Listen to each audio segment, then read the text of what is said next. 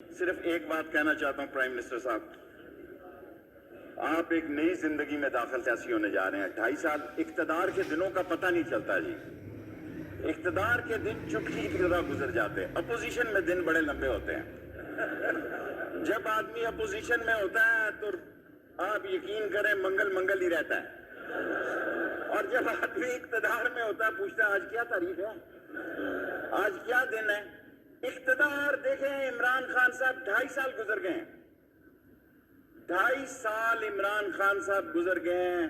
یہ IMF بھی دیکھا ہے، یہ ورلڈ بینک بھی دیکھا ہے، یہ اسلامک ملک بھی دیکھے ہیں۔ آپ خدا کے آپ کو ایک نئی سیاسی زندگی دی ہے، غریب کے لیے نکل آئے۔ یہ انڈسٹریلسٹ کبھی کسی کا نہیں ہوتا۔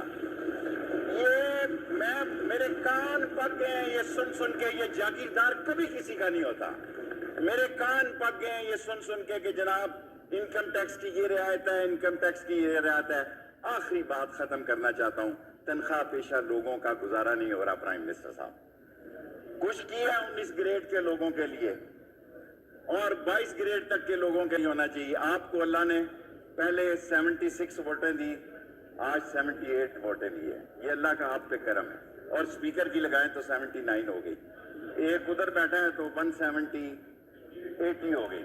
سو یہ اللہ تعالیٰ جو موقع آپ کو دے رہا ہے، میرا خیال ہے لاسٹ یہ پسے ہوئے لوگوں کے لیے، مظلوم لوگوں کے لیے، ان لوگوں کے لیے جن کا ہم مذاق اڑاتے ہیں، ان کے لیے یہ 2.5 سال آپ بجٹ میں ایسی رعایتیں دیں۔ IMF باتیں کرتا رہتا ہے، ورلڈ بینک باتیں کرتا رہتا ہے، آپ عام آدمی کو لے کے چلیں، اللہ تعالیٰ آپ کو اور آگے لے کے چلے گا انشاءاللہ۔ اور آخری بات، جس طرح آپ نے کشمیر پہ اپنا کردار ادا کیا ہے، جس طرح لوگوں نے باتیں کی ہیں، میں کشمیر کو اندر سے جانتا ہوں اور بطور کشمیری نہیں کہہ رہا بلکہ حقیقتاً ہندوستان اور کشمیر کو میں اندر سے جانتا ہوں۔ جس طرح آپ نے یونائٹڈ نیشن میں کشمیر کا کیس لڑا ہے، وہ ایک بہت تاریخی بات ہے۔ ہم حرمت رسول، اب آخری بات علی کا شکریہ کہ کالا کالا رسول اللہ کا علم آپ نے بلند کیا ہے۔ میں آپ کا سپاہی ہوں، ختم نبوت میں سب سے زیادہ قید میں نے کاٹی ہے۔